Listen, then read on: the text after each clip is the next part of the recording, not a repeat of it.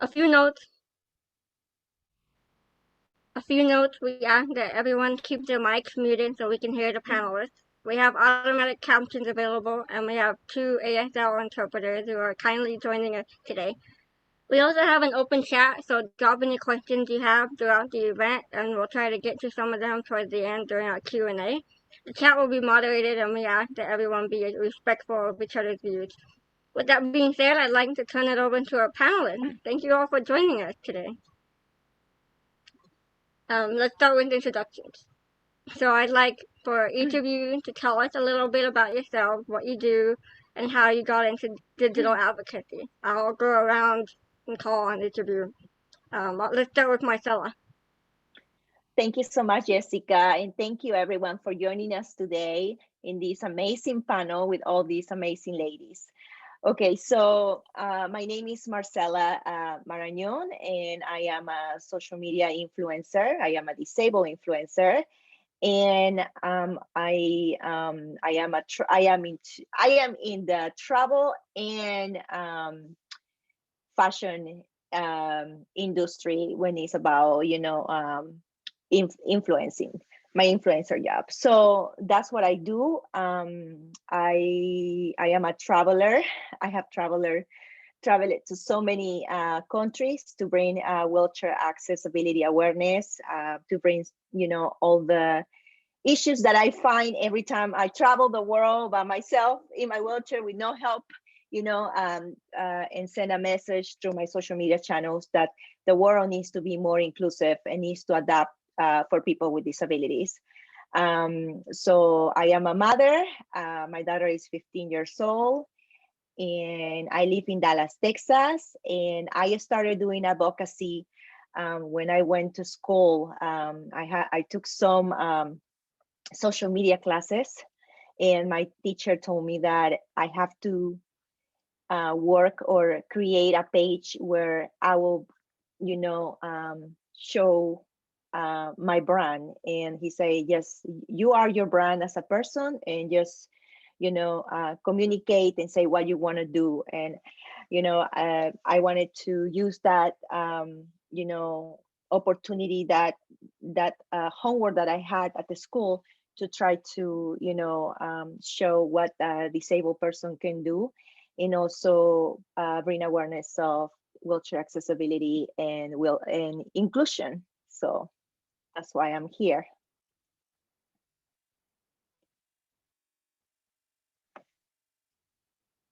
I cannot hear you, Jessica.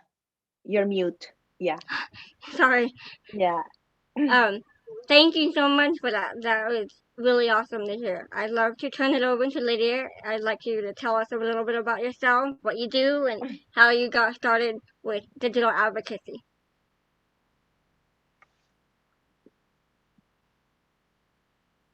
This is Lydia, sign name L. Brown. Pronouns they, them. I'm a youngish East Asian person with short black hair and teal streaks in it. Today I'm wearing a shirt that says, "You are not a burden." And behind me is a blurred wooden piece of furniture. I've been a community organizer and advocate for more than 10 years, focused specifically on interpersonal and state violence targeting disabled people at the margins of the margins, particularly disabled people of color and queer and trans disabled people, among other multiply marginalized disabled folks. I currently also am an attorney. I'm a policy expert. I'm an adjunct professor at 2 universities where I teach courses currently on race, disability, and feminism. And I do work with a number of other organizations and projects in a bunch of different ways. Recently, in the last 3 years, I founded and I now am the volunteer director of the Fund for Community Reparations for Autistic People of Color's Interdependence, Survival, and Empowerment, or the Autistic People of Color Fund for short. I'm also working on a very exciting project called Disability Justice Wisdom Tarot, which first launched on Kickstarter last year and will, within the next couple of years, result with a final deck of tarot cards, reimagining the major arcana entirely to represent sick, mad, disabled, and neurodivergent people's lives, experiences, and major turning points in our communities and movements, and the artwork featuring entirely disabled Black, Brown, Indigenous, Latinx, and Asian disabled people. There are many other projects that I've been part of and that I work on now. The question about how I've been involved with digital advocacy has actually been interesting for me because I don't think of myself as a digital advocate. I never have. However, many people first learned of my work in advocacy through the internet. And I am a millennial. So I guess you could say that in some ways I grew up on the internet. And I have been in many online spaces and used the internet as a means of organizing and support, both informally and formally, for many, many years within disabled communities. And I think, like many of us, have often found it to be a space both that can offer respite, restoration, and rejuvenation, and a space of intense exploitation, extractive practices, and harm. But I hope that we'll have a chance to discuss all of that. Last thing that I'll mention, in my current day job, I lead a project on algorithmic discrimination involving the use of AI, automated decision-making systems, in disabled people's lives. I work at the Center for Democracy and Technology, where we are working to integrate a disability-centric perspective into technology policy advocacy. You are doing so many amazing things. That is so awesome to hear all of that. This is Jessica speaking. I am wearing a blue disability is not a bad word shirt. By the way, we're selling that, so if anybody wants to buy one, go ahead to get one. I have a Diversability logo behind me, and I will turn it over to Emily. I'd like you to tell us a little bit about yourself, what you do, and how you got into digital advocacy. Hi, everyone. This is Emily speaking. My pronouns are she, her, and I am a white woman with big, round, black framed glasses. I have brown hair in a bun to the side, bright red lipstick, and I'm wearing a red patterned shirt. My background is blurred because nobody needs to see my messy room. So I would love to tell you a little bit about myself. I am a writer, I am an activist, and I am a storyteller. I am very passionate about using communication and storytelling as a tool to facilitate understanding around the disability experience. And so I would say I wear many different metaphorical hats, if you will. I am a digital communications consultant, and so I do a lot of work regarding social media consulting and a lot of work regarding online presence and communications with a disability focus.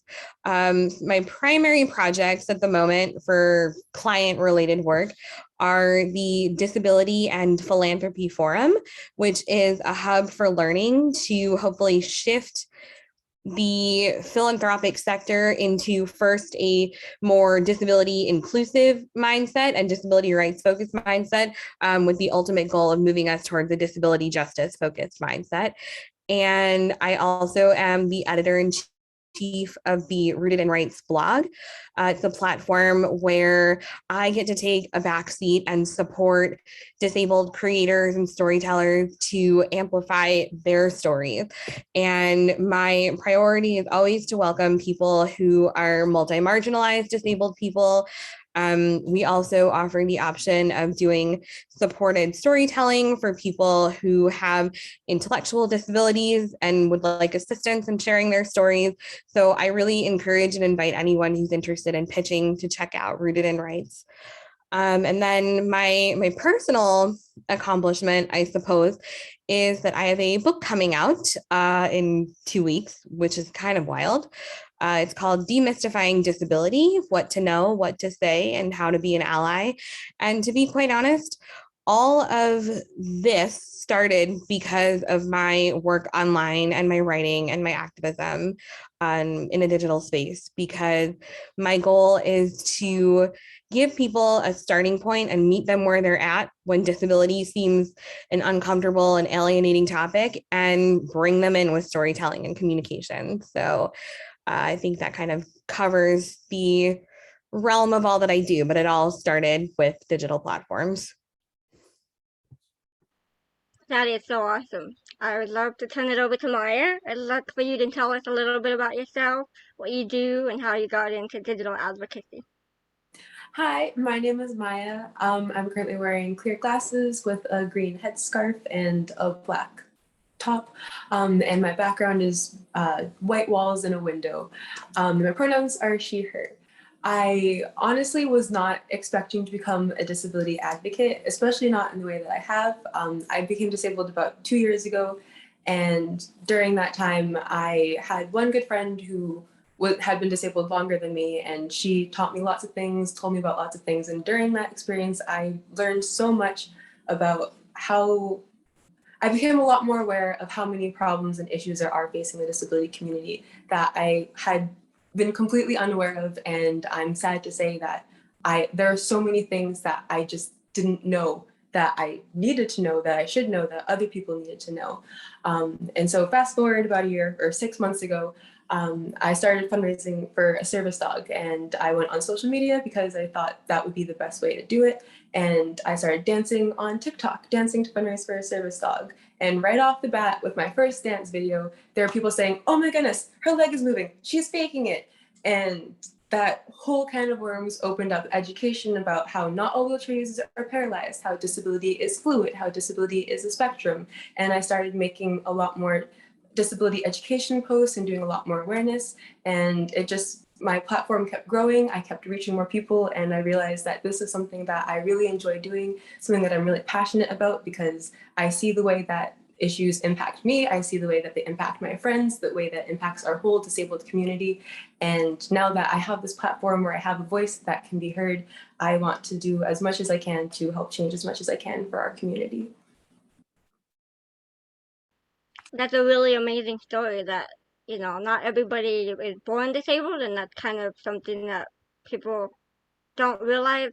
And then there's so many different types of disabilities. You can use a wheelchair and not be paralyzed. That is really key, and I love that you joined in that way. The last year and a half has been huge for social justice movements like racial justice, LGBT awareness, but the mainstream social media is still largely unaware of the disability rights movement. And why do you think that is? I'll go around and ask each of you, so I'd like to start with Marcela.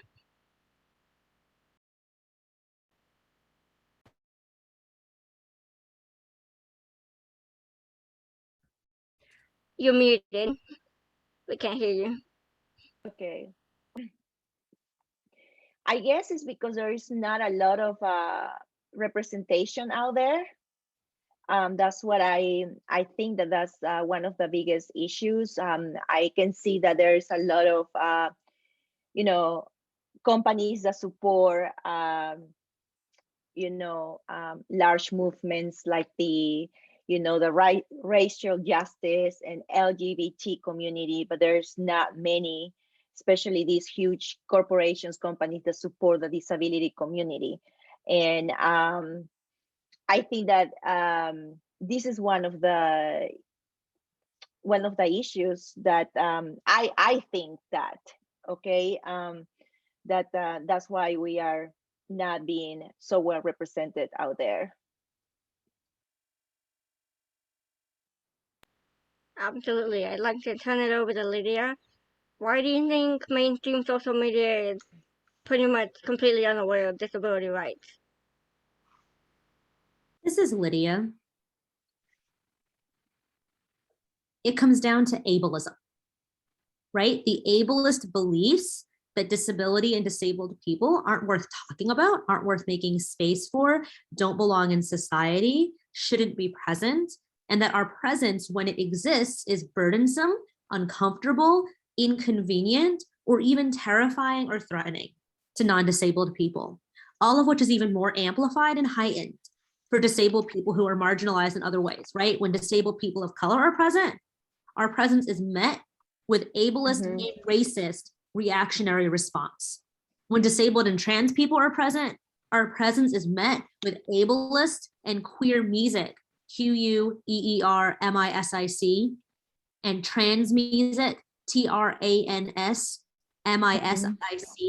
response, right? Because there's a prevailing cultural and societal belief that disability is necessarily a bad and awful thing, that disabled people shouldn't exist, that the ideal society is one in which disability is eliminated and prevented from coming into existence again. But short of that, if that's not possible, then disability should be at least disappeared and contained and kept away from where our presence might threaten or disturb or inconvenience non-disabled people.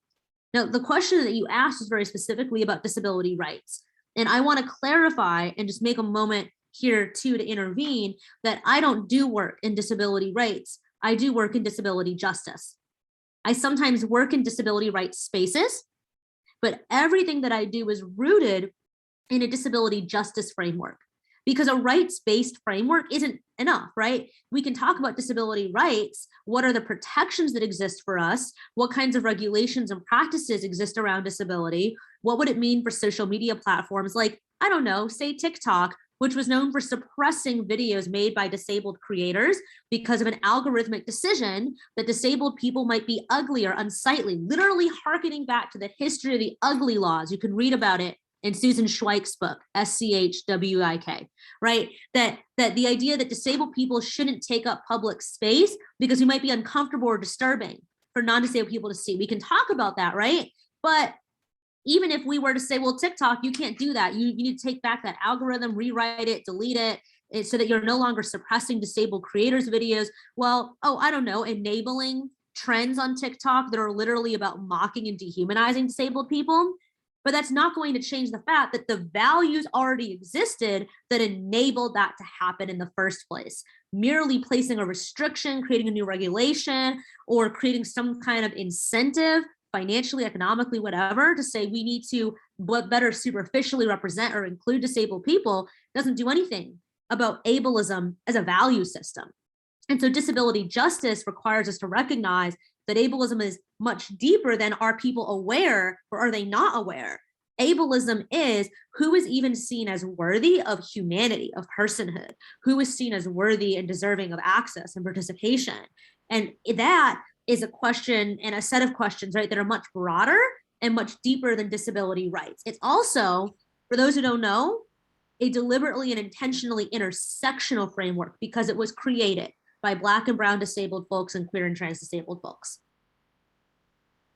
Thank you. That was so powerful. I'd like to turn it over to Emily. Why do you think mainstream social media is still largely unaware of the disability rights and disability justice movements? This is Emily, and really quickly, I just want to note that while Lydia was speaking, I added a link to some of the principles of disability justice, as well as an intersectional definition of ableism that I'd really encourage people to check out, supplementary to all of the incredibly important comments and work that Lydia does. In regard to my response to your question, I think that the disability community, and I use the word community loosely because we are certainly a very robust group of 1 billion people, and we don't all fit under one umbrella.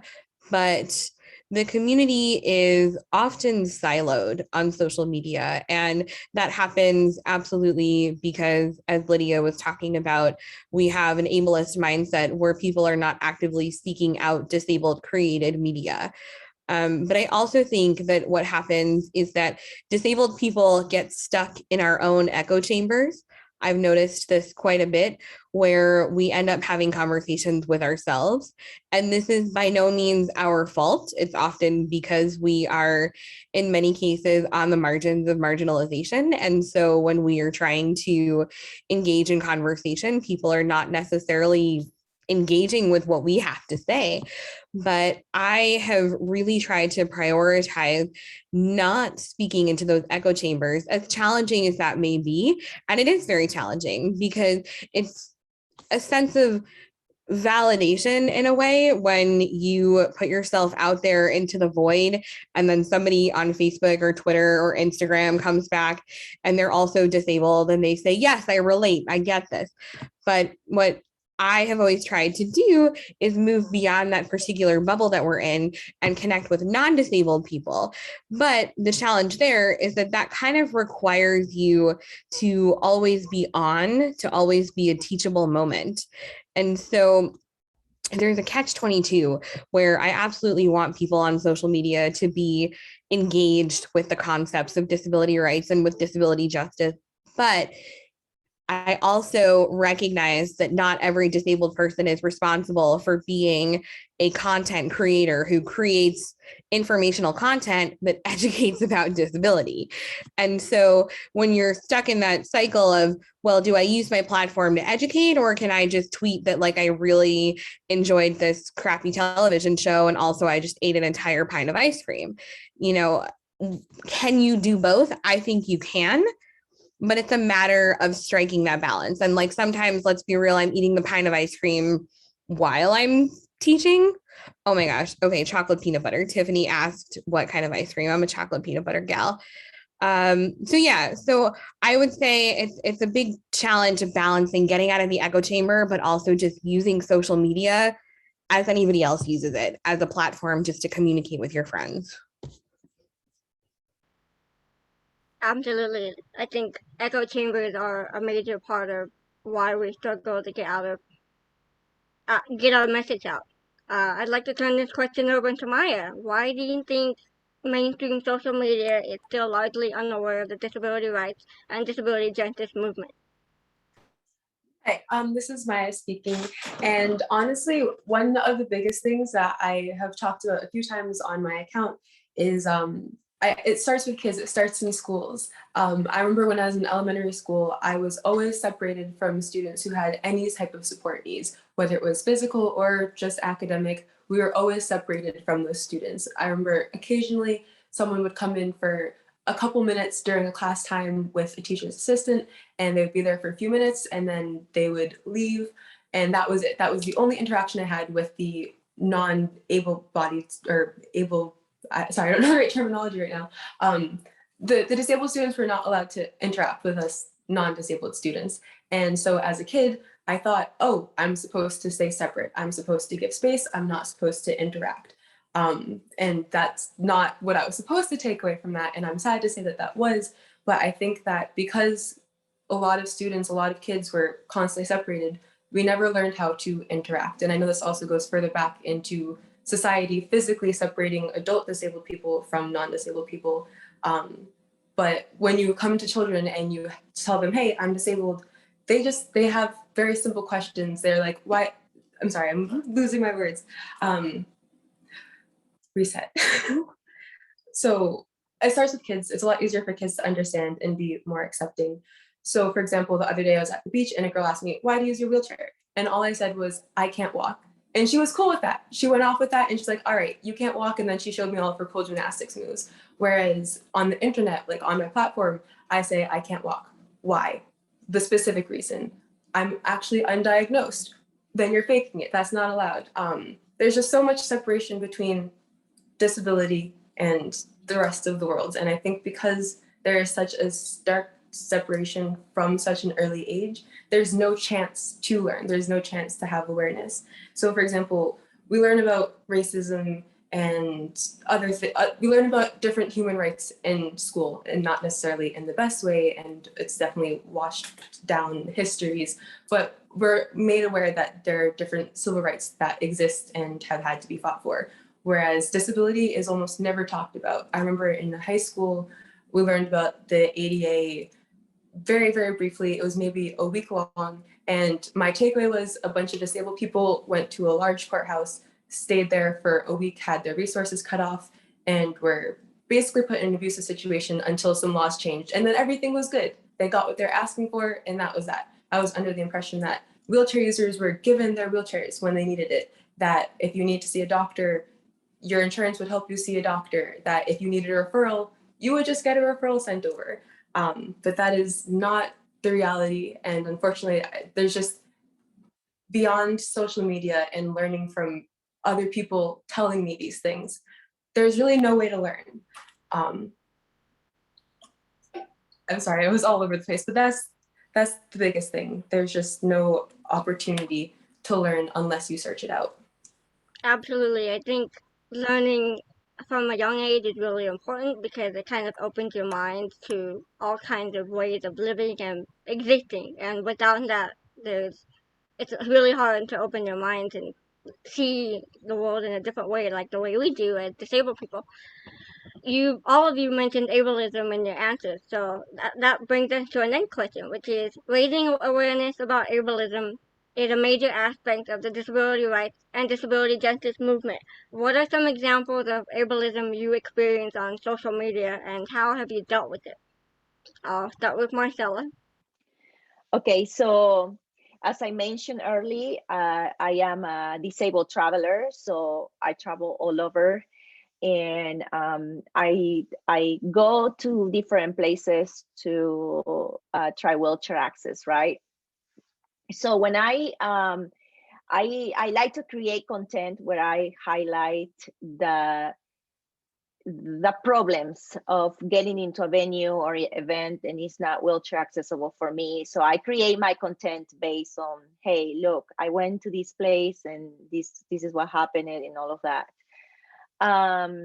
When I post that on social media, you know, I have many people, especially in TikTok.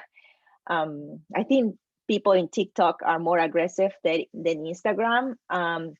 And they say, well, you know, that roller coaster is not made for cripples, you know, or she cannot walk and she's in a wheelchair. Why she needs to ride a roller coaster, right? So that's very, you know, ableist for me. That's very hurtful. But it's, you know, the way I see it is that I have lived with this disability for 18 years. I have adapted. I love the way I am. So it doesn't bother me. What it bothers me is that maybe someone out there that just became disabled can read that comment and feel like very insecure and can really say, well, you know, he's right, you know, I am disabled, he's calling me cripple, so that's not for me. Riding a roller coaster or going to this place is not for me because I am in a wheelchair. So you know, that really, you know, those mean comments really influence on the disabled. It can influence really bad and impact some disabled people. So I think that you know, ableism is you know, inaccessible events in places, and that's why I always try to highlight in my social media. And also, you know, people assume that people with disabilities can, you know, cannot do things because they're disabled.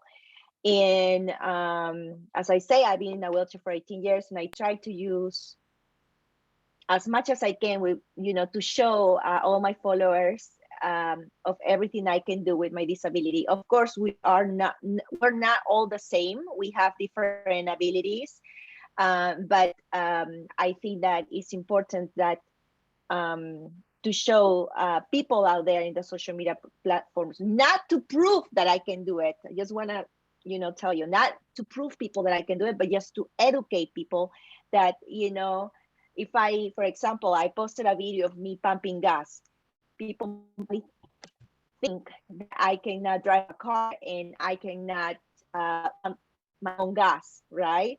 But yeah, by posting that video, you know, I am educating people that someone with a disability like mine can also drive a car, can pump a gas. So that way, you know, their mentality is not that like the negative mentality about disabled people is not very, like, it's not there. So people can be very mean in social media, but this is why we have all of these you know, free platforms where we can just go ahead and advocate for ourselves and raise our voices and educate people, because not many people knows about disability. So, when I was born, I didn't have a disability. I became disabled when I was 20 years old. So my brain, since I was little until I had my accident, is like, I'm healthy, I do this, I can do that. I never thought that I will end up in a wheelchair and be an amputee. It just happened. But my life before my accident, my brain was programmed that, this is normal. This is, I was never seeing other people in wheelchairs. It was, and it's like I didn't know much about disability, and I learned it because of my own experiences and because of my friends. I think there's a lot of not realizing that there's no one way to live. So I love that perspective. I'll turn it over to Lydia. Why do you think, what is an example of ableism that you experience on social media? This is Lydia.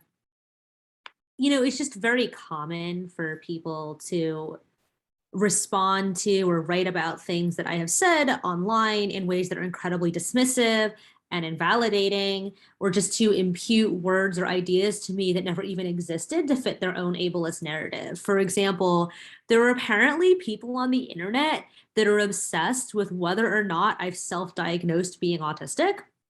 And it's actually, in my particular case, pretty well documented, and you can find it on the internet, that I happen to have been professionally diagnosed. But the problem with that obsession is, number one, the broader obsession with trying to figure out which disabled people are fakers or frauds or lying. And number two, the belief that if someone has self-diagnosed, that they're automatically a, quote, attention-seeking person obsessed with playing the victim card who can't actually be really disabled. So there's this obsession with the idea of, oh, has this person self-diagnosed? Because if so, we can use that to attack them.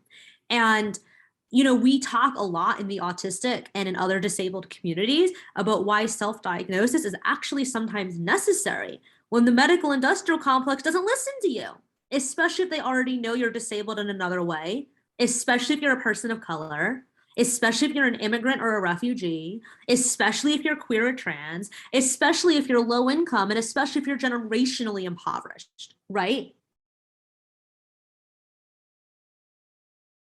There are weird humming noises happening in my vicinity that are, is someone like running a leaf blower at like the middle of the night? I don't know. There's like a whole situation, and COVID has turned me absolutely into that neighbor who's like, let me spy on all the neighbors. Many of you must absolutely relate. Anyway, the point in just talking about this, right, is to raise the issue, right, that this is one way that ableism is really common, is in people, whether they're disabled or not, obsessing with trying to figure out who the real disabled people are. And if they think they can find that out, then they think that they can silence and disappear disabled people whose voices they find inconvenient, disabled people who don't meet their own, constantly moving goalposts for being correctly or legitimately disabled. And, that's just one thing that's happening. There's so many other ways that people have talked about me or responded to me that are very ableist online. But this came up recently, right? Because even if you type my name into Google, one of the top suggested search results is Lydia Brown self-diagnosis. And I don't know, like, to what extent some of the people are looking that up to see, what have I said about the topic of self-diagnosis, right? Or if they're part of that contingent of people on the internet that are obsessed with whether or not I have self-diagnosed. And some people have even just decided to spread misinformation that I was. And I don't talk about that often because I want to be very clear that I recognize the legitimacy and the necessity of self-diagnosis so often. I happen not to be one of those people, but there is that very specific ableist fixation on figuring out who is a fraud. I love that. I think self-diagnosis is something that causes a lot of bullying and ableism on social media, and it can be really dangerous for a lot of disabled people. I'll toss it over to Emily. What's an example of ableism that you experience on social media, and how have you dealt with it? This is Emily. I would say that the pitfall of social media is that, or I would say that both the positive aspect and the pitfall of social media is that everybody has an equal opportunity to communicate on it. And so that means that when you are communicating your perspectives, somebody else can come along and they can undercut your perspectives. And there's a big difference between actually being given valid criticism about how something that you said may have been harmful or just completely misinformed, and then somebody coming in and, for example, correcting my language use. So that would be one of the most common examples of ableism. I choose to use identity first language and I call myself a disabled person. That's a very conscious choice on my part. And inevitably somebody will come onto my posts and tell me that I should be calling myself a person first, a person with a disability. And I always try to be very clear that I respect personal preferences. And if you yourself are someone who has a disability, and you choose to use person first language or whatever terminology you choose to identify, that is okay with me, because really it doesn't matter if it's okay with me, it's your personal choice. But when you have people, disabled and non-disabled, who want to undercut how you present yourself, I think that becomes an incredibly pervasive example of ableism. And just very briefly, I would also add that when you put yourself out there in any way, I definitely do not consider myself an influencer. Not that I take issue with the concept of being an influencer. I just can't picture myself like that. I can't grasp that for me. But people, once you have a certain level of visibility on the internet, you are open to everyone's opinion about you, whether you like it or not, and everyone's invasive comments and questions. And I think that they don't even realize that they're being ableist. But then there are some people who derive some kind of pleasure from making comments about you. And literally just today, I was getting creepy messages from someone who was like, oh, how do you transfer from your bed to your wheelchair? And at first I was like, okay, I'll answer that question. Fine. I don't mind educating people. But then it escalated to will you make a video? How do you get dressed? And it's just you're gross. Stop that. And so I think that ableism is just something that when you're a disabled person who has any level of visibility on the internet, you're welcoming it, whether you like it or not. And so it's a challenge to grapple with, but it's just a pitfall, I think, to be aware of, not to scare people away, just to be aware of it. Thank you. That's really important to share. I will turn it over to Maya. You already mentioned a little bit of this, but what is an example of ableism you experience on social media and how have you dealt with it? Hello, this is Maya speaking. Actually, really quick, I just want to add something off of what Emily said in talking about people asking, how do you do this? How do you do that? So many people, I feel like, it seems, feel like they're entitled to our entire medical history, our entire situations, every single aspect about our lives. And while there are certain people who are comfortable sharing X, Y, or Z aspects of their experience, not everyone's willing to do that or comfortable doing that. And some other people might want to do this. And yet I'll have people come onto my page and ask me questions about everything and anything. And honestly, I really wouldn't mind answering every single question because I don't feel personal discomfort in that. But I know that a lot of people do, and I do not want to normalize asking those types of questions or make people think that it's okay. Because if it's just from a place of understanding and wanting to be more aware, to be a better ally to disabled people and actually know our situations, that's one thing. But also from that, you don't need to know what my exact disability is. You don't need to know my exact situation. You just need to know my support needs. So I just wanted to add that in real quick. But as for the ableism that I've seen and experienced, the most pressing thing is just how normalized ableism is and how normal and acceptable it is to negatively treat disabled people. Like earlier, Lydia had mentioned something about how there are trends going around where it's mocking disabled people. That is a thing, and so many people are so okay with it and are so comfortable with it that it's able to blow up and become a trend. Making fun of disabled people can be trendy, and that blows my mind. For example, I'll call things out, like someone will say, stand up, or you should try standing up for yourself more, or you should try stand-up comedy. Jokes like that, where the funny part is that I can't because I'm disabled. So the joke is that I'm disabled. It is making fun of my disability. And I've literally had to break that down for people. And I'm glad to say that some people understood it after that. But so many people have it so normalized that it's just okay to make fun of disabled people. And when we call it out, when we say, hey, a microaggression like that is not comfortable, not acceptable, please don't do that, I get hit with, well, it's internet culture. You put yourself on the internet, you're posting things, you should expect this. This is how the internet is. And yes, while internet culture does have a lot of negativity, a lot of bullying and harassment, is that really the level that we want to set as being okay? Like, yes, it is normal, but it is not okay. Absolutely. I think disabled people experience a higher level of bullying on social media, along with ableism, and kind of ableism kind of is bullying in a way. I'd like for any of you guys to kind of chime in about your experiences with bullying and how you navigate that on social media. Could I add something real quick to that?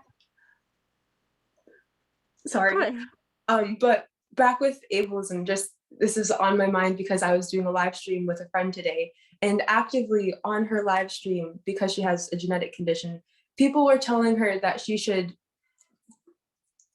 sorry, it's sensitive, but that she should do bad things to herself, or that her parents should have never let her be born to begin with. And it was an onslaught, like hundreds of people commenting that. And it's just, so many people are okay with doing that. It's normal, and that blows my mind. I'm sorry, I just wanted to add that. Absolutely. I'd like to hear from Lydia. What examples of bullying that you experienced? How do you navigate it?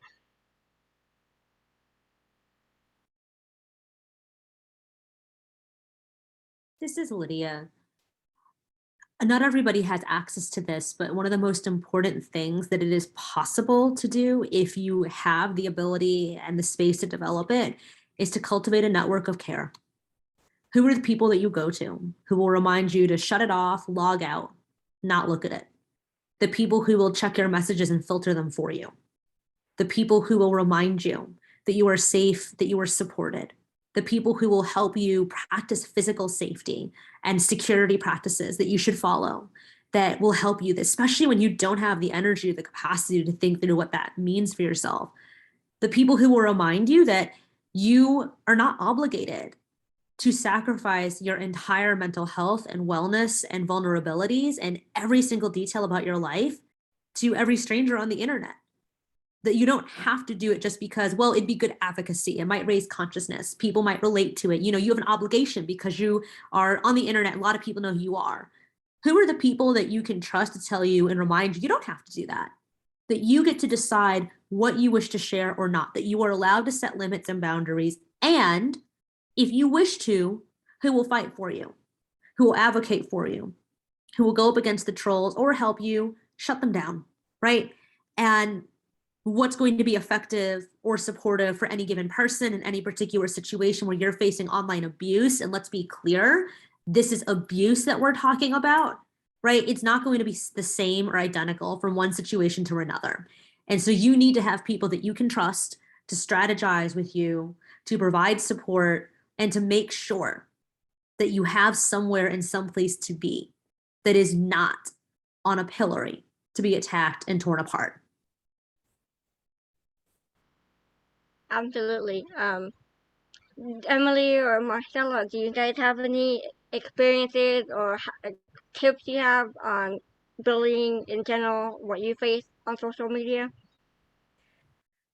In regard to bullying, I think that there are sort of multiple tiers of bullying, TIERS, and neither are okay. None of them are okay, but you know, there's bullying from people who you know, and then there's bullying from complete strangers. And how you handle that is, I would say, somewhat emotionally different, at least in my experience. People often say that, you can let bullying from strangers roll off your shoulders, but I actually tend to internalize that a little bit more because I get very frustrated with how people form their impressions of you without really knowing much about you and determine how they feel about you based on what you're seeing online, which is quite honestly, for many people, a very carefully curated image. And so, my best advice is really in terms of bullying from strangers, try to take that step back and remind yourself just that they don't know you. They think that they know you. There's this phenomenon, which I am forgetting the name of now, but it's become increasingly common where people sort of get this idea. What is it called? What we're looking for is parasocial Thank relationships. you. That was it. Thank you. Yeah. So people form parasocial relationships, which is essentially where, because you are so present on the internet, they feel like they know you and are therefore entitled to information about you, entitled to express their opinion about you, entitled to just reach out whenever they feel like it. And I try to make myself very available to people and I try to educate as best as I can. But I also need to remind myself to take a step back because those strangers who think that they know me, they don't know me. They know what I'm showing on the internet. And so, it's very different if someone who you know and who is close to you is bullying you.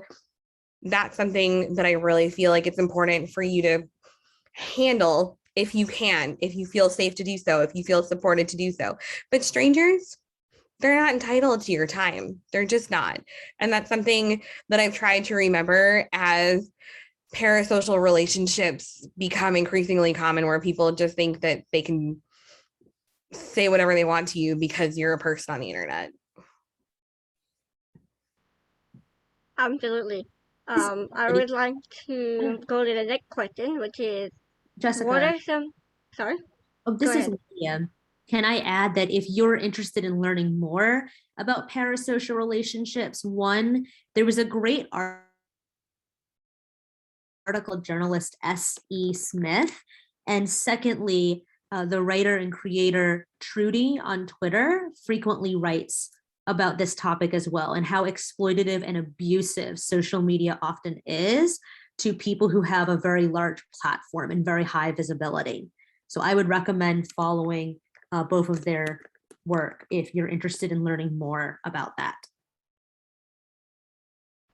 Thank you for adding all of those resources. I'm gonna check them out after we're done. What is a piece of advice that you would, how important do you think it is to have a support system? And I think all of you have touched on it a little bit. I think you can, I'd like to start with Lydia, actually.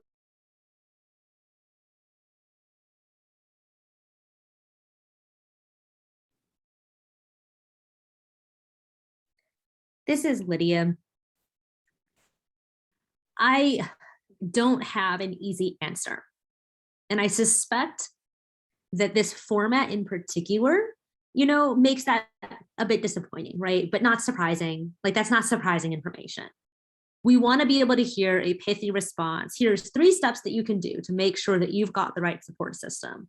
Here's the 5 items to always check off your list to make sure that you're doing things the right way, or you're taking care of yourself, or whatever it might be. But reality is a lot more complicated and a lot more messy than that. Not everybody has easy access to transportation or reliable internet access or enough mental and emotional capacity, what we often call spoons, to be able to initiate or respond to social interactions.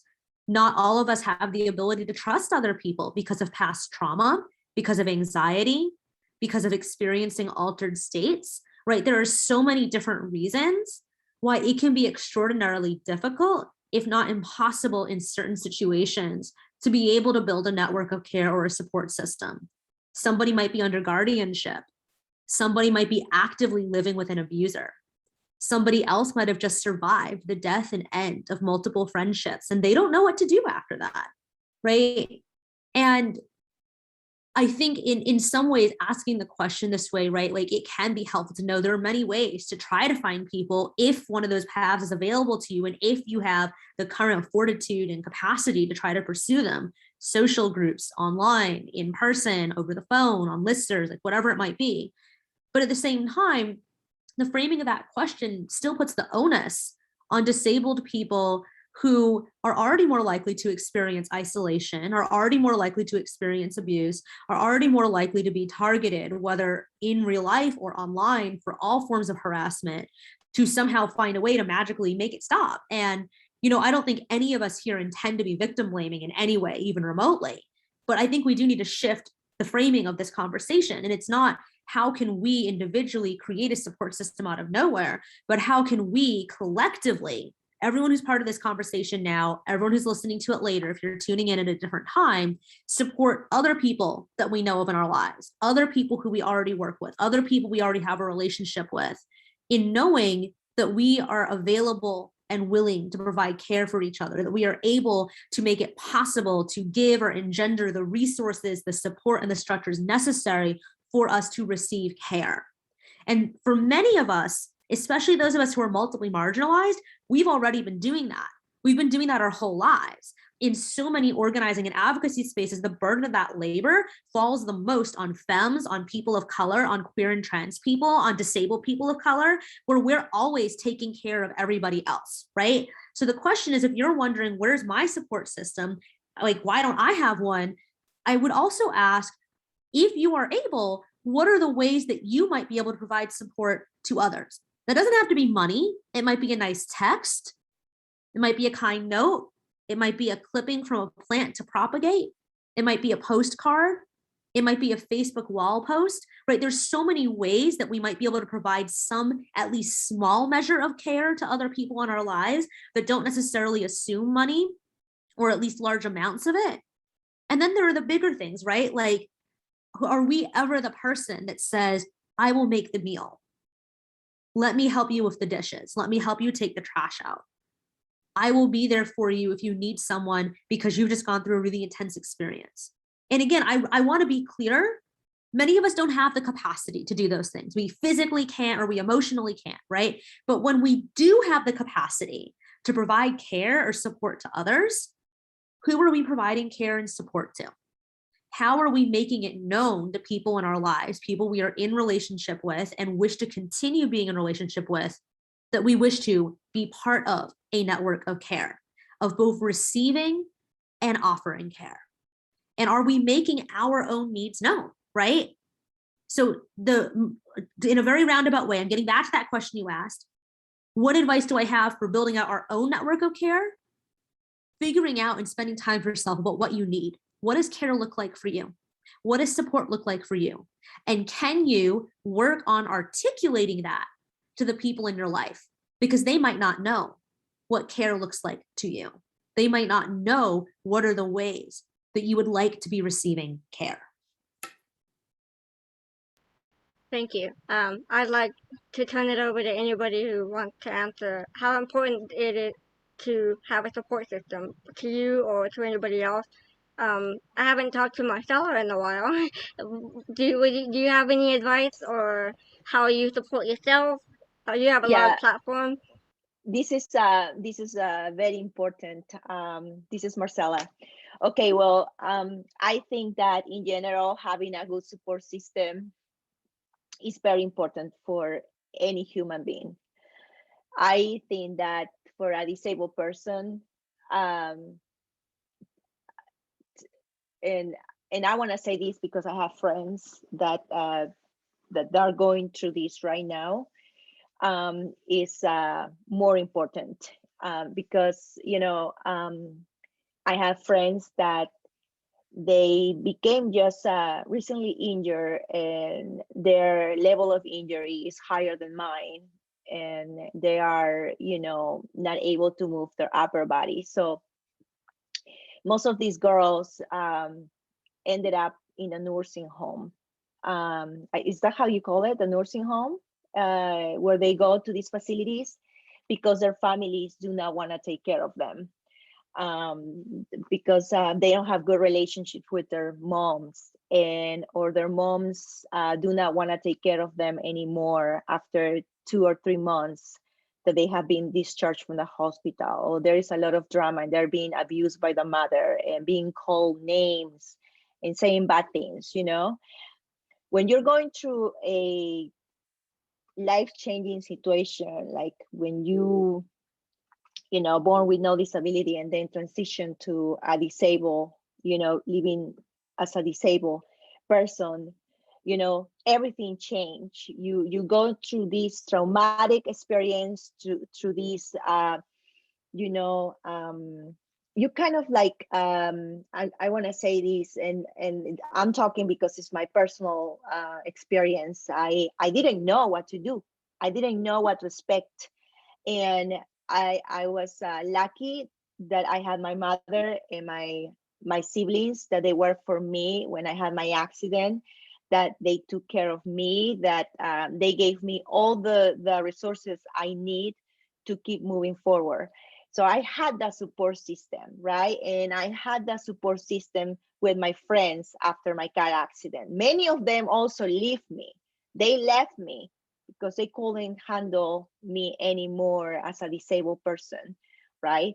But and I know how that feels. So when I see all of these girls that are going through this, that they're in this nursing home and nobody come to visit them, you know, when they don't even have transportation to go out to the mall or to the store, not freaking Walmart, you know, that makes me sad. And I, as a person, as a friend, I just want to go and pick them up, you know, and take them to Walmart and help them, you know, but they live so far away from me that I cannot do that. So, and I can see that these girls feel like they're a burden and they don't want to leave. So, I think that if we're talking about, you know, support, but being disabled and needing support is very important. So I hope that if any of you are listening to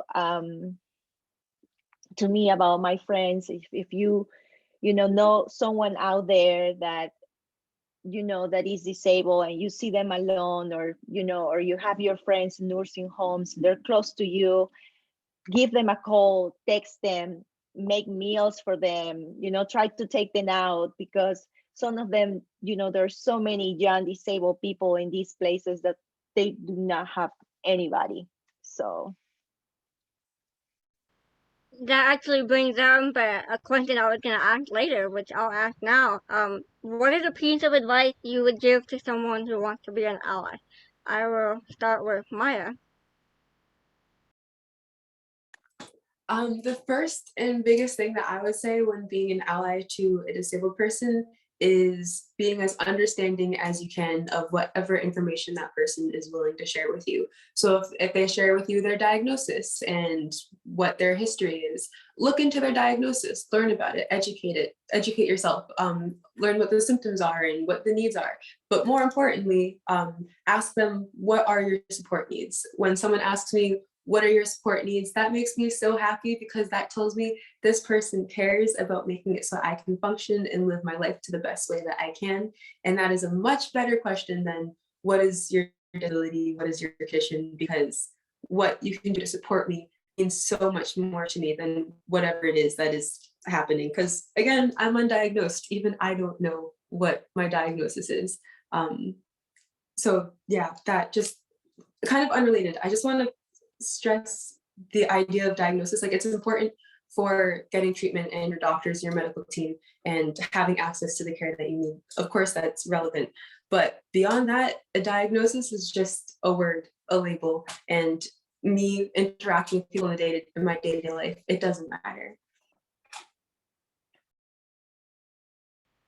Thank you. I'd like to turn it over to Emily. What advice would you give to someone who wants to be an ally? Yeah, this is a great question. And so I guess I'm kind of making the presumption here that the vast majority of people who are tuning in identify as disabled in some way, which may or may not be fair of me. But I think I want to kind of bring this back to, social media and to being a disabled person, in the sense that I think too many disabled people feel like they're absolved of having to be an ally because they are disabled, and therefore, they're a marginalized person, so they don't have to support other disabled people. And on top of that, I think that people who are disabled and also otherwise privileged, for example, I am a white disabled woman, like, that does not give me a free pass to be a crappy ally, or I don't even know that crappy ally is. I feel like that's not even a thing. Just like a bad person to other disabled people, because I think that I get it, when in fact I'm a white woman, and no, I do not understand the experiences of Black, Indigenous, people of color with disabilities. I do not understand what it's like to be trans and disabled. I do not understand what it is like to be other minorities and disabled. Therefore, I'm not magically absolved of somehow being supportive to other community members because I also have a disability. So I feel like that's the first thing I want to say. And then the second thing I want to say is that I guess I sort of struggle with the term ally anyway, which is ironic because it's in the title of my book, but that's really because it's a buzzword right now. But, allyship looks like a lot of different things, but it's not a title that you give yourself. You can't just wake up one morning and say, like, I'm a great ally. It doesn't work like that. Allyship is very much a verb. It is very much an action that you take. And it's not an action that you take and then look to get patted on the back for. And also, sometimes I think that we find ourselves unsure of how to be a supportive ally. And in terms of social media, sometimes that really does look like taking a backseat, knowing when to pass the microphone, knowing when to amplify what somebody else is saying, knowing when to not speak over what somebody else is saying, just generally knowing when it's your time to recognize your privilege, when it's your time to speak up, and when it's your time to move back. And if you can keep that in mind, if you can recognize that it's a constant action, or there's constant action that you need to be taking to be a supportive ally, I think that's how we achieve good and meaningful allyship. Thank you. Lydia, I'd like to hear from you. What piece of advice would you give to someone who wants to be an ally? This is Lydia. I have a lot of thoughts on this that could be like literal hours of conversation, but we don't have that.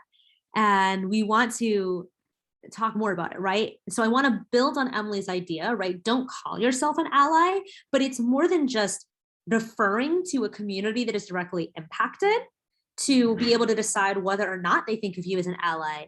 And it's also about reshaping the work and advocacy we're doing. We are not allies, we work to practice allyship. And that might sound like a really petty semantic squabble, but the framing is actually intentional and it's important. Practicing allyship, whether you call it that exact phrase or use a different phrase for it, right? It means recognizing that providing support for, amplifying, and in general, wanting to center the work that a marginalized community is doing, that you are not personally part of that community, is an ongoing process. It's not something that you can do in a day or a week or a month and say, okay, I did these things, so I am an ally now. Or I support these issues, I support these demands, so I am an ally. That doesn't make you an ally, but it can mean that you are a person practicing allyship. And, a really great example of this, right, is you can see, after the shooting in Atlanta targeting East Asian and Southeast Asian women who were believed to be sex workers, whether or not each individual person was a sex worker, it became really popular to spread this hashtag Stop Asian Hate. You can put on this hashtag Stop Asian Hate, put it all over your social media, change your Twitter name, put it up on your Instagram, put it on your Facebook, put it in all your posts. You can say, I am an ally to the Asian community. But, you know, a week, 2 weeks later, where are all the people who are putting up hashtag Stop Asian Hate? What are they actually doing to confront anti-Asian racism where they work, in the organizations that they're advocating with, and the groups that they are organizing with, right? What are they doing to confront their own beliefs and misconceptions about Asian communities, including the huge one that people don't often name, that Asian communities mean literally thousands of different communities, many of which face different issues of caste-based oppression, class-based oppression, religious-based oppression, ethnic-based oppression, colorism, anti-Blackness within our own communities, and so many other forms of oppression within Asian communities, right? That you don't even know that. So where is the practicing of allyship? And, you know, the same question could be asked of people who hashtag literally any movement or campaign against injustice or oppression. I only chose to talk about this one, right, because it directly affected me. And I don't want to be here just presuming to speak for other communities that I might not belong to. But the phenomenon is common and widespread. Hi, Fatima's dog. Your dog is wonderful and perfect. Hello, please come back on camera. Hi, hi, you are the most beautiful pupper ever. You are the goodest doggo. You are. Hi. There's a wonderful little doggo. I think that's a French bulldog on screen that is appearing on a dark-skinned person's lap on a couch. And that doggo is looking at the camera like, what the hell is going on? Very excited to see this doggo. Anyway, sorry, back to the answer, but please stay on screen. The real question is, what are we doing to incorporate practices of allyship and solidarity? Now, the second part of that answer is, what are we sacrificing? What are we giving up? What are we willing to lose? Because so many people who try to do allyship performatively, they stop hashtagging, they stop talking about it. The instant they worry they're going to lose something, lose power, lose money, lose social standing. Oh, it's all well and good to show up at a march where lots of other, especially white, non-disabled people are, but the instant your relatives at home start to espouse their open racist bullshit, suddenly that allyship disappears. It's, let's just get along, you know, let's just not talk about politics because we know that we disagree. Instead of saying, actually, that's racist. That's racist. What you're saying is racist, right? It's all good and well for people to say, oh, I'm an ally to people with disabilities because I put up a sign about ableist language and I gave money a couple times a year to some organization and I made sure it wasn't the Special Olympics and I made sure it wasn't Best Buddies and I gave some money somewhere. So I'm an ally now, right? Well, where's that allyship when dozens of disabled people are massacred in Sagamihara in Japan? Where's that allyship when disabled Black and brown people are being electroshocked in Massachusetts? Where is that allyship when disabled people are being left to die because of failed vaccine policies, because of failed distribution of vaccinations, right? Especially in the global South, where disabled people of color are literally a global majority. Where is that allyship where it counts? Where is that allyship when it means giving up the promotion, when it means leaving the board of directors seat, when it means saying, I won't be the one getting the accolade, I won't be the one in the spotlight, I won't be the one who is going to be praised for doing this work because I am willing to sacrifice something? What and where is your allyship? Where is your solidarity when it counts? Brought up a lot of intersectionality in that answer, so that's actually a question that we have is, how do you navigate intersectionality and being passionate about so many social justice issues? Do you intentionally try to achieve a sustainable balance of focusing on disability and intersecting of other important social issues? I will open up the floor to anybody who wants to answer that. I'll go first because I have a lot to learn for this, actually. I know that true effective advocacy work can't be done without intersectionality because the experiences of different groups and different identities impact everything. I am not just a disabled person. I am also a woman. I am also African American, and all of those aspects of my identity definitely impact my experiences with each aspect of my identity.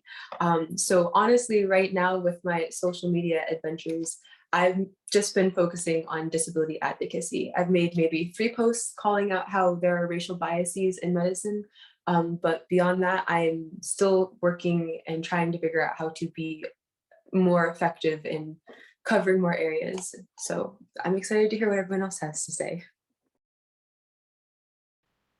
I'll turn it over to Marcela. How do you navigate, being an advocate for different types of identities, disability, in addition to racism and other types of social justice issues? You're muted. Yeah. So can you repeat the question, please? How do you navigate intersectionality and being passionate about so many social justice issues? So, for example, racism versus disability, ableism, all of that. Okay, so can I answer that later so I can think about it? Because this is so many good information from Lydia and Emily, because I think that they, Maya, I mean, they're so into that, and I'm just trying to learn. So maybe just go around and then come back to me. Absolutely. I'll turn it over to Emily. I would be happy to answer.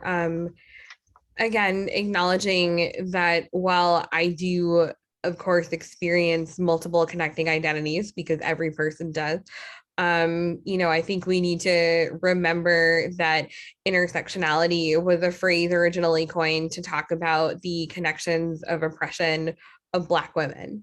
And so, I think the first thing I would ask is to be really, really careful about our use of the term and make sure that we're not just kind of throwing it around without a consciousness of where it's coming from. And the second thing is, you can't just say that your work is intersectional. It's kind of the same thing that Lydia was saying with allyship. You don't, I think that intersectional is very often thrown around without actually recognizing that there needs to be action, meaningful action behind that. And one really small but important way that I practice that on social media, and this is something that I'm still continuing to try to get better about, is ensuring, yes, Lydia, thank you. I should have specifically said Kimberly Crenshaw, but yes, thank you. So one way that I specifically try to practice learning more about intersecting identities on social media is by being very mindful of who I'm following and who I'm amplifying. So a pretty good tell of someone's priorities on social media is looking at their followers and seeing, are they majority white? Are they majority able-bodied? For me, I very much prioritize trying to, and not from a performative perspective, but literally following people whose perspectives are not always present in my daily life, so that is what I will be exposed to when I go on social media. Because otherwise I'm creating the very same echo chambers that I'm complaining about trying to get out of. And so I really recommend, kind of doing a self audit of who you follow on social media and ask yourself, are these all people that look like me? Are these all people that communicate the same messages that I communicate? Or am I looking outside myself and am I trying to broaden who I'm learning from? So that's how I try on a regular basis to, sort of reground myself in actually understanding disability from multiple intersecting lenses. That being said, I'm by no means perfect. I'm still learning. And I feel like the important thing is to acknowledge that learning and also acknowledge that you can do better. And that's just one small way that you can start to practice that. Thank you. I'd like to open up the floor to anybody who has questions in the audience.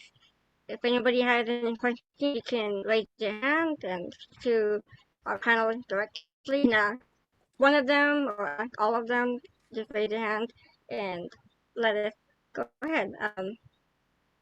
Kate? Yeah, I wanted to ask you how you deal with dating life, because my dating life, first of all this valuable information, and I think all of you have echoed everything that I've been dealing with, and I applaud you for all of your work. How do you how am I gonna say this politely? How do you navigate not only the professional world but the dating life? Because I'm very confident in the employment area, but I just feel like it's our job to educate people, like everybody else said. But if they really care about you, it shouldn't matter, right? So I get so tired of having to explain everything, and I can't tell you how many weirdos I've met over the years. But I'm just curious to see how your experiences in the social world, not only in the friendship group, but in the romance arena. And if you're not comfortable answering that, I totally understand.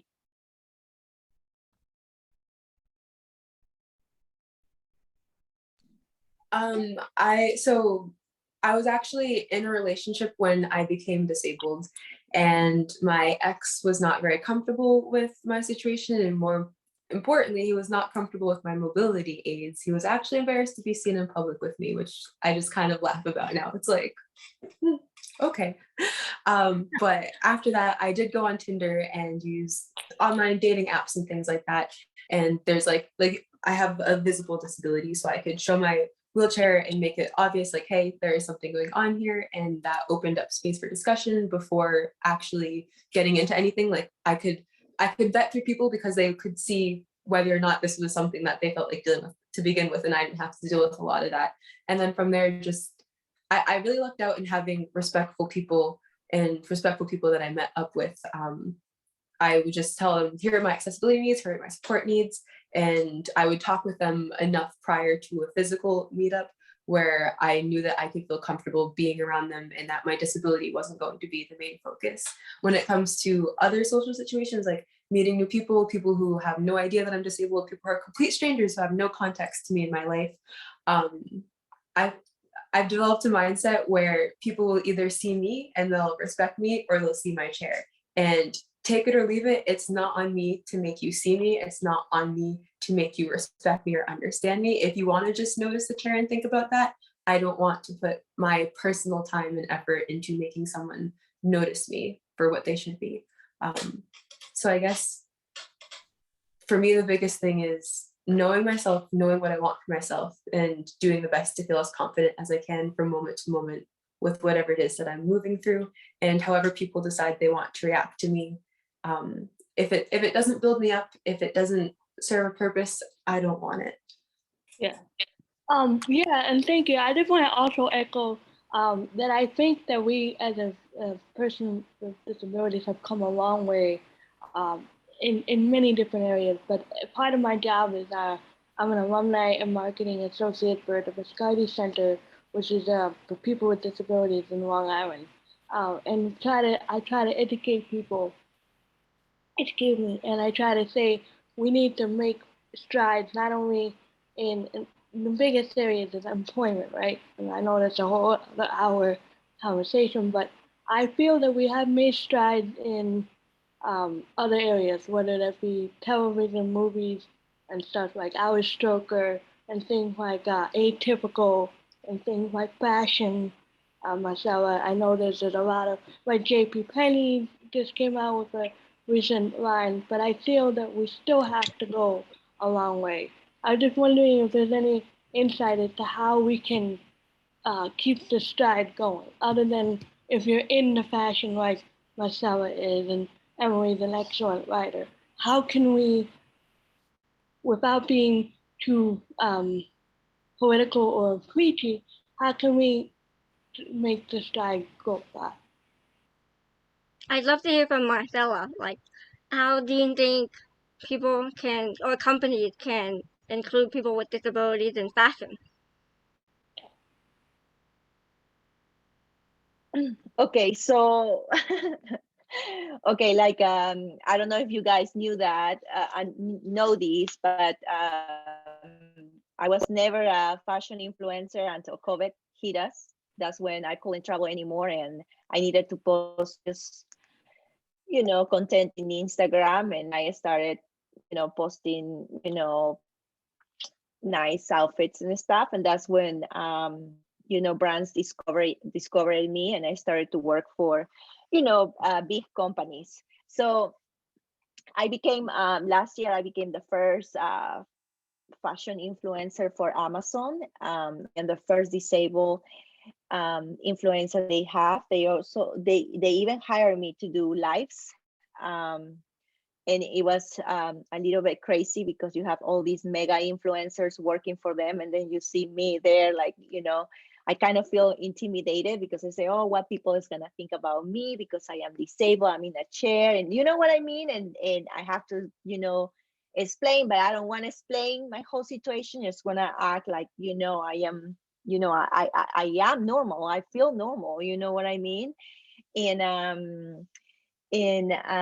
so what I did is that when I had the opportunity to work for Amazon, that opened a lot of doors because they gave me visibility through their social media channels, through the main page in Amazon. Like, you can literally open Amazon and see my photo there, and so, and then I started doing also outreach. Like, I was going through in social media and messaging other brands to see if they would like to work with me, if they wanted to send me dresses like you see behind me, and if they wanted to do partnerships. And yeah, that's how I accomplish, being this, fashion influencer. It's just through, the one opportunity that opened the doors for me, and then also me looking for opportunities out there. Thank you. So I think that we shouldn't be afraid to ask. I think that we should, if we have these, social media platforms that are free, and we have all of these brands that are promoting their clothes, I think that we should, kind of knock the door and say, hey, look, I love fashion too. I know that I am disabled, but I can rock that nice dress that you have, and, let's work together. And I think it's just asking for it. Thank you. I want to turn it over to Eugenia. You have a question. Hopefully you can ask it real quick, and the panelists, whoever wants to answer, can answer. Well, I was probably wondering about if any people with disabilities who have a parasocial relationships, how much a percentage would it be? Like, how many percent of people with disabilities have parasocial relationships in social media? This is Lydia. I don't think there's a clear answer to that question, in part because I don't think those statistics exist, but I also think another problem, and maybe this is just the way that you phrase the question, is that I'm not sure whether you're asking about disabled people that are on social media who have followers who've developed parasocial relationships with the disabled person on media, or whether you meant how many disabled people develop a parasocial fixation on somebody that's on social media. And I actually don't think we have any research on either of those two things. And thank you. And how does parasocial relationship work as a follower? This is Lydia. Basically, it's a toxic and exploitative and frankly voyeuristic kind of relationship where a follower, whether consciously or unconsciously, believes that they have a close personal or special connection to the person whose work they're following online. And that can result then in them feeling entitled to that person's private information, entitled to friendship, entitled to time, believing inaccurately that there is a reciprocal friendship between them and the person whose work they're following. And in the worst case, it can literally lead to stalking. And it could be problematic. And what is the difference about disability rights than the social media?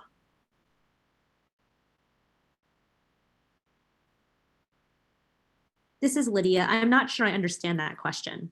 Well, what is disability rights?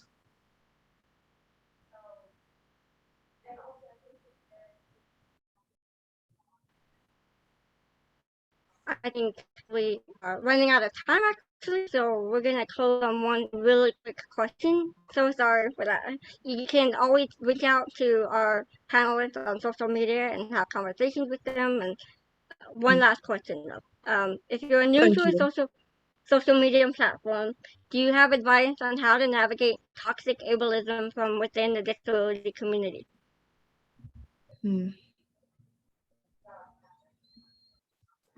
For me, whenever I receive ableist comments, like I've had people say, well, I made a post about how a certain pathway was not accessible because there are some steps, and they're like, oh, well, just pop a wheelie down it. Like I can do that.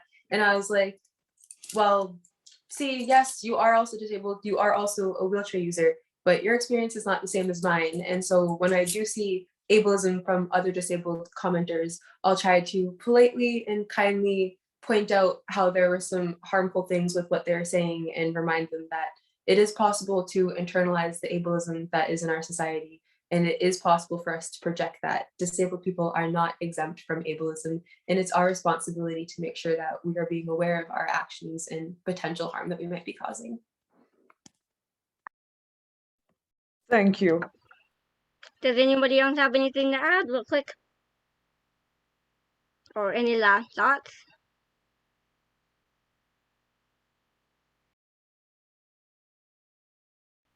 If not, Hi, that's Jessica. okay. Hi, Jessica. It's me. I see that we have 2 minutes left, and I see that Cecilia asked a really incredible question that I'd love to close on, which is she doesn't have a visible disability, but she does advocate for disability rights and equity in the workplace, and wanted to know when she is using her privilege to perform allyship versus when she's taking up too much space.